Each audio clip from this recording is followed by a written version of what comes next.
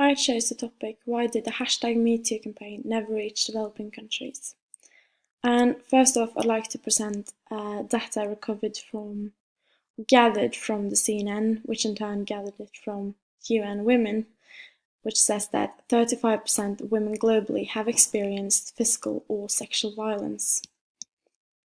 And if this is the case for women globally, imagine the extent of women in the developing world whom are experiencing this on a daily basis. And the truth is, they do not speak up about these issues because they are dealing with other complex issues as well, such as living in patriarchal societies. And in many of the countries in the developing world, there is a huge, massive male sexual entitlement. And when girls are being born, they are the object of their father, so they do not get to have their own opinions or their own freedom to be their self or choose as they like. In turn, he will choose who they are going to marry, and once they are married off, their spouse are going to make their choices for them once more. So they are never being given the liberty or freedom to be an own person, and they are regarded with less value than men. And the consequences of speaking out could be deadly. There are much shame and much stigma with speaking out about sexual abuse or sexual assault or sexual harassment. And for example, some girls have spoken up about being raped and they have gotten killed because they are no longer virgins, so they are no longer suitable for marriage, and they have destroyed the honor of their families because they are no longer pure. Instead of the person who did this to them should be punished instead, they are the ones who are being blamed for being sexually assaulted or abused or harassed. And even if they were to speak out about these issues, they are at the risk of getting sexually assaulted or abused or harassed once more by the police they are reporting or filing a complaint to. And so they will not speak up about these issues. And a patriarchal society is a fundamental social norm in many of the developing countries. Not everyone, but many. And in traditional view, women in developing worlds are married off at a young age and are expected to have a lot of children, and the country is expected to have a high fertility rate, and due to a lack of contraceptives and medication, they often die young or in labor. But as Hans Rosling shows in his TED Talk about population growth, this is not the case today, as many countries actually are changing and getting a lower fertility rate, and more girls and women are finishing their education instead of being married off at a young age. In case he takes the example of Bangladesh, where many people in the Western world today believes that Bangladesh has a really high fertility rate.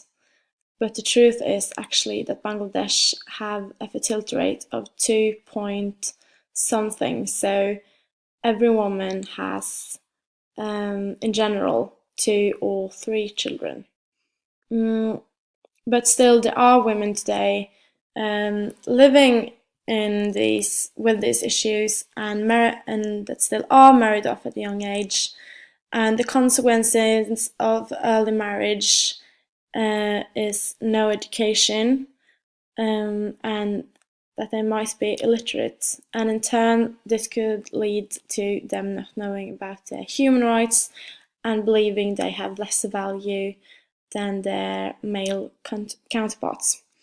And the UN has a Declaration of Human Rights, which has been translated to more than 500 languages.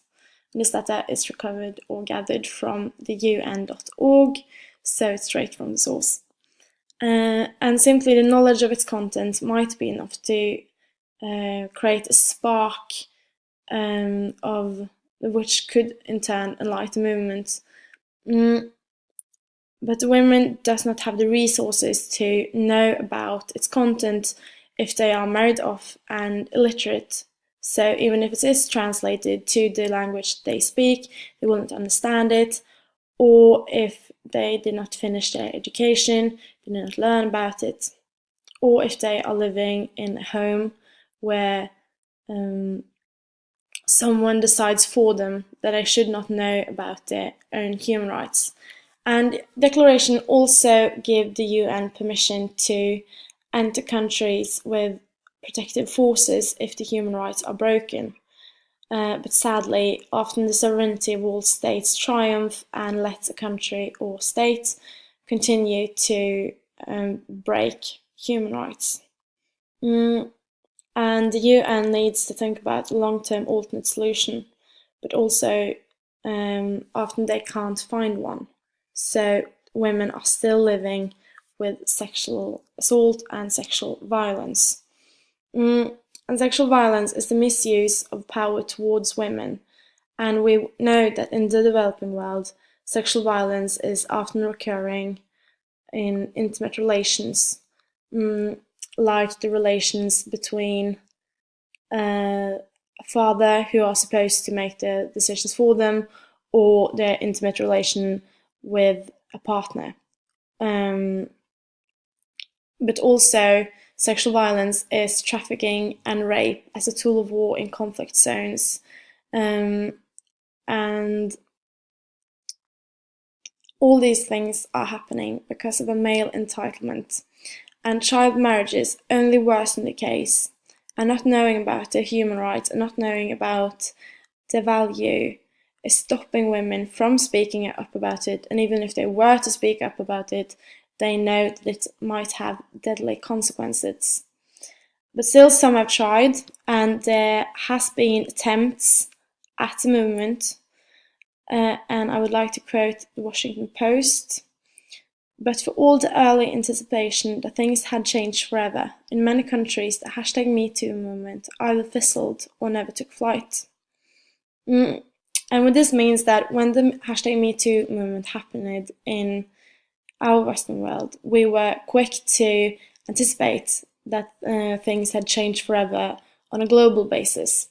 And yes, of course, it raised awareness in the Western world about sexual harassment and sexual abuse, but it never did ignite as a movement in the developing countries. And I've seen it either fizzled or never took flight. Like, it might have fizzled, like someone tried to speak up and someone tried to start it, but it never took flight because of governments trying to stop it, or women in general being afraid to speak up. And I have 3 examples, and the first one being in Russia, where 5 women filed a complaint to a government man for trying to sexually abuse them.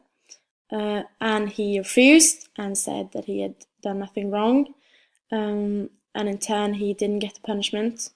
And he was actually the spokesperson for saying that Russia didn't have a #MeToo movement because they didn't need one. And the same thing happened in South Africa, where the government just shut it down. And in India, you had this Bollywood actress who's a few years back, she told about having a male co-star who tried to abuse her. And the case didn't really catch on, but she was seen as the spokesperson in India for #MeToo movement. But the guy who tried to abuse her never was punished, and it didn't get He never was punished, and it never got consequences, even if she did speak up. And sadly, this is the case for many women in the developing world today. But as seen by Hans Rosling, things are changing and the world is turning slowly better.